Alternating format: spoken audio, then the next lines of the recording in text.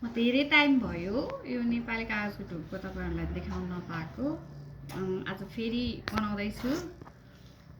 केही दिन ब्रेक भयो। हामीले यसलाई यसरी ढुलो हाल्ने मजाले, अनि यसरी राखिसकेपछि मजाले ढुलो हालेपछि मजाले यो अलिकति यता कम हाल्ने होइन छेउतिर, किनकि बाट्न सजिलो हुने गरेर। अनि यो चाहिँ यसरी राखियो, राखेपछि यसरी बिस्तारै बतार दिने। यो अहिले धेरै चलेको छ अहिले नेपालमा ढुक्को काम होइन, धेरैले हालिरहेको छ, हेर्नु होला होइन। यो चाहिँ हाम्रो नेपाली कागजको हो नि त।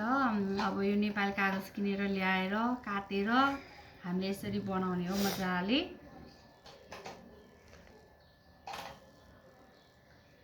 यो कागज नराम्रो परेपछि चाहिँ अलिकति फुट्ने यस्तो भइरहेको छ यसको चाहिँ।